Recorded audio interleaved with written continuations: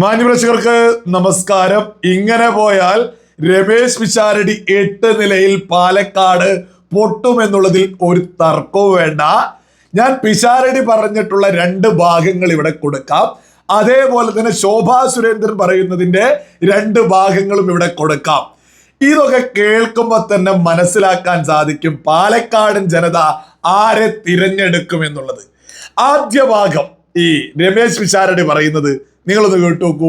ഞാന് ഒരു 26 വർഷം 3000 സ്റ്റേജുകൾ, 3000-ൽ കൂടുതൽ ടെലിവിഷൻ പരിപാടികൾ, 50-ലധികം സിനിമകളിൽ അഭിനയിച്ചു, 2 സിനിമ എഴുതി സംവിധാനം ചെയ്തു. ഇതെല്ലാം ഏറ്റവും സഭ്യമായും മാന്യമായും ആവശ്യമില്ലാത്ത വൃത്തികേടുകൾ പറയാതെയും ഇത്രയും കാലം ഇവിടുത്തെ കുടുംബ സദസ്സുകളുടെ മുന്നിൽ വളരെ മാന്യമായിട്ട് നിന്നിട്ടുള്ള ഒരാളാണ് ഞാൻ. അതേ മാന്യത എനിക്ക് രാഷ്ട്രീയത്തിൽ ഉണ്ടാകണമെന്നും അതേ മാന്യത എന്നിൽ നിന്ന് രാഷ്ട്രീയത്തിൽ തുടരണമെന്നും വരുന്ന തലമുറ നമ്മളെ കാണുമ്പോൾ ഇതൊരു മോശം ഇടമാണ് എന്ന് തോന്നാത്ത രീതിയിൽ ഏറ്റവും സരസമായി നിൽക്കണമെന്നും ആത്മാർത്ഥമായിട്ട് ആഗ്രഹിച്ചിട്ടാണ് രാഷ്ട്രീയത്തിലേക്കും കൂടെ ഞാൻ വന്നിട്ടുള്ളത്. നിങ്ങൾ കേട്ടില്ലേ, ഏജാതി ഗതികേടാണ് ഈ രമേശ് പിഷാരടിക്കൊക്കെ.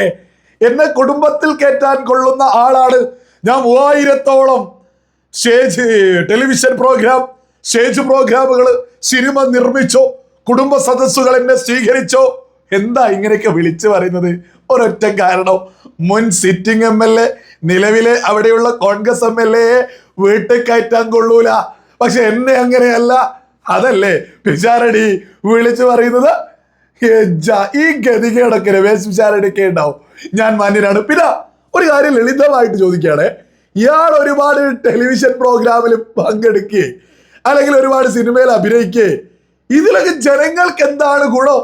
ലളിതമായിട്ട് ചോദ്യ. ഇതിലൊക്കെ ജനങ്ങൾക്ക് എന്തോ ഗുണുണ്ടോ? ഈ പറയുന്ന ഈ രമേശ് പിഷാരടി ആരോടായി മത്സരിക്കുന്നത്? എതിർ സ്ഥാനാർത്ഥി ആരാ? ശോഭാ സുരേന്ദ്രന്. നിങ്ങൾ ഈ സിനിമയുണ്ടല്ലോ, നിങ്ങൾ ഈ 3000 ടെലിവിഷൻ പ്രോഗ്രാമിലും നിങ്ങൾ ഈ സിനിമ നിർമ്മിച്ചും അഭിനയിച്ചും നിങ്ങളിങ്ങനെ നടന്ന് നിങ്ങളുടെ സ്വന്തം വളർച്ച മുന്നോട്ട് കൊണ്ടുപോകുമ്പോഴേ ശോഭാ സുരേന്ദ്രൻ ഈ മണ്ണിന് വേണ്ടി, ഈ നാടിന് വേണ്ടിയേ തെരുവില സമരങ്ങളും കാര്യങ്ങളൊക്കെയായി ബന്ധപ്പെട്ട് ശോഭാ സുരേന്ദ്രന്റെ അടുത്തേക്ക് കഴിഞ്ഞ ഒരുപാട് വർഷക്കാലമായിട്ട് കേരളത്തിലെ സാധാരണക്കാർക്ക് ഏത് സമയം കടന്നു ചെല്ലാം. ഈ രമേശ് പിഷാരടി ആരാ അടുത്തേക്ക് എത്താൻ സാധിക്കായിരുന്നോ? ഈ രമേശ് പിഷാരടിയുടെ അടുത്തേക്ക് സാധാരണക്കാര് ഈ കഴിഞ്ഞ ഒരുപാട് വർഷത്തില്ല, 10 വർഷത്തിനിടയിൽ ആളുകൾക്ക് പോയിട്ട് സഹായം ചോദിക്കാൻ സാധിക്കായിരുന്നോ? ഈ പറയുന്ന ശോഭാ സുരേന്ദ്രനെ ജനങ്ങൾക്കിടയിൽ ജീവിച്ച് ജനങ്ങൾക്ക് വേണ്ടി ജീവിതം മാറ്റി വെച്ചിട്ടുള്ള ഒരു നേതാവാ ശോഭാ സുരേന്ദ്രന്. അപ്പോഴും വന്നിട്ട് രമേശ് പിഷാരടി ഞാന് 3000 ടെലിവിഷൻ പ്രോഗ്രാം, ഞാൻ സിനിമ, ഇതിലൊക്കെ ജനങ്ങൾക്ക് എന്ത് ഗുണ? ജനങ്ങൾക്ക് വേണ്ടി അവർക്കിടയിൽ പ്രവർത്തിക്കുന്ന ഒരു നേതാവാ ശോഭാ സുരേന്ദ്രന്. അവര് പറയുന്നതിന്റെ ഒരു ഭാഗം ഞാൻ ഇവിടെ കൊടുക്കും, നിങ്ങൾ അതൊന്ന് കിട്ടും. സ്ഥാനാർത്ഥിക്ക് അങ്ങോട്ടേക്ക് കൊടുക്കാനേ പാടില്ലാത്തതുള്ളൂ അല്ലെ? ഇപ്പോ സ്ഥാനാർത്ഥി എന്നുള്ള രീതിയിൽ നിങ്ങളുടെ ശോഭയ്ക്ക് ഏതാണ്ട് 50ഓളം വരുന്ന ആളുകൾ ശോഭാ സുരേന്ദ്രൻ ജയിക്കുകയാണെങ്കിൽ 50 കുളങ്ങൾ കുഴിക്കാൻ വേണ്ടി 5 സെന്റ് തരാമെന്ന് ഇങ്ങോട്ടേക്ക് വാഗ്ദാനം നൽകിക്കൊണ്ട് 52ഓളം ആളുകൾ രംഗത്ത് വന്നിരിക്കുകയാണ്. അതിന് നേതൃത്വം കൊടുക്കുന്നത്, അവരുമായി ചർച്ച നടത്തുന്നത് ISROയുടെ ഡയറക്ടറാണ്. അദ്ദേഹം ഇതിനെക്കുറിച്ച് സയന്റിഫിക്കായി പഠിക്കുകയും പരിശോധിക്കുകയും ചെയ്ത് ഇവിടെ ഞങ്ങൾ ജലസംഭരണി എങ്ങനെ ഉയർത്താൻ സാധിക്കും എന്നതിനെ കുറിച്ച് ചർച്ച ചെയ്യുകയാണ്. പ്രൊഫസർമാരുടെ നേതൃത്വത്തിൽ മറ്റൊരു ടീമുണ്ട്. അത് വിദ്യാർത്ഥികൾക്ക് വേണ്ടിയിട്ടാണ്.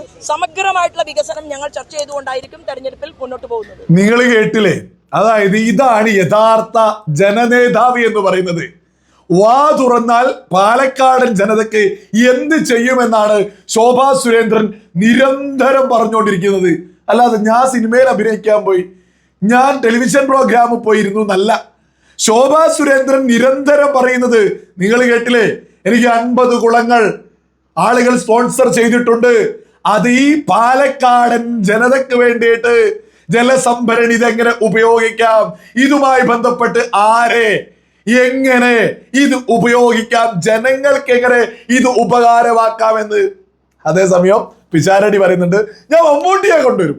മമ്മൂട്ടിയെ കൊണ്ടുവന്നിട്ട് എന്ത് ഉണ്ടയാ പാലക്കാടൻ ജനതയ്ക്ക് കിട്ടുക? ഈ ശോഭാ സുരേന്ദ്രൻ നിരന്തരം വികസനങ്ങളെ കുറിച്ച് സംസാരിക്കുക.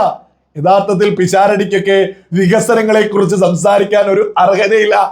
അതുകൊണ്ട് തന്നെ നെറുകേടുമായിട്ട് പിഷാരടി രംഗത്തെത്തിയിട്ടുണ്ട്.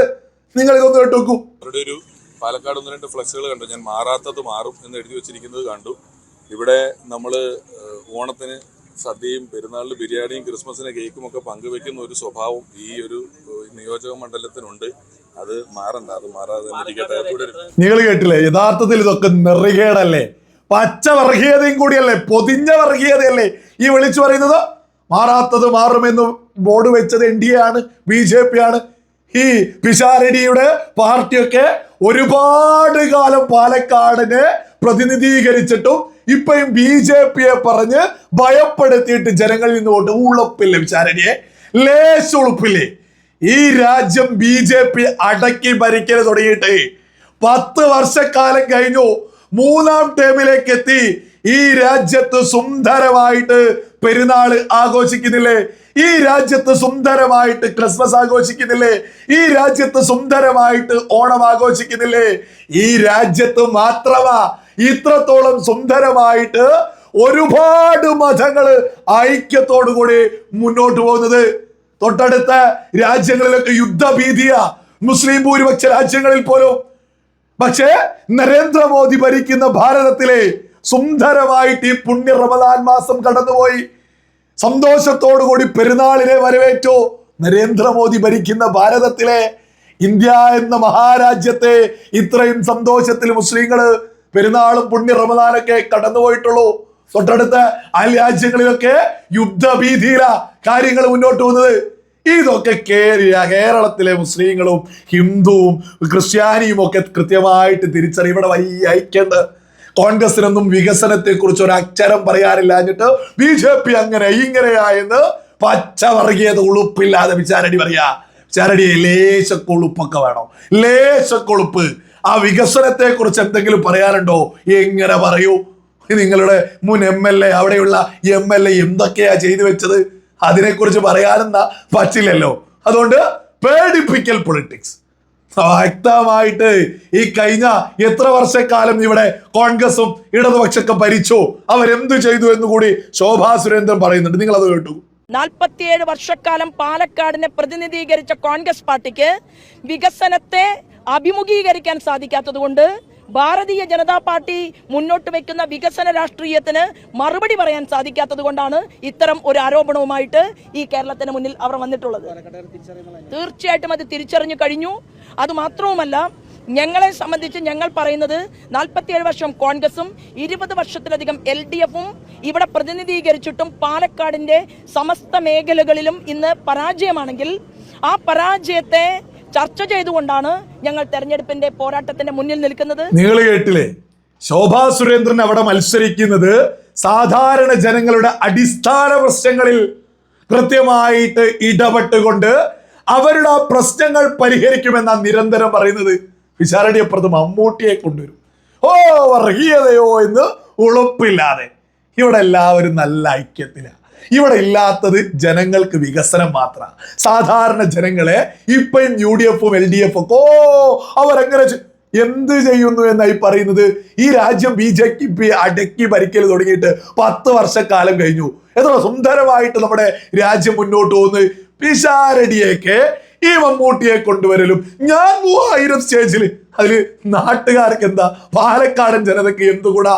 ഇവിടെ ശോഭാ സുരേന്ദ്രനെ സാധാരണക്കാർക്കൊപ്പം നിന്ന, അവർക്ക് വേണ്ടി ആ ജീവിതം തന്നെ മാറ്റിവെച്ചത് പാലക്കാടൻ ജനത ശോഭാ സുരേന്ദ്രനെ തന്നെയാണ് തിരഞ്ഞെടുക്കാൻ പോകുന്നത് എന്നുള്ളതിൽ ഒരു തർക്കവും ആർക്കും തന്നെ വേണ്ട.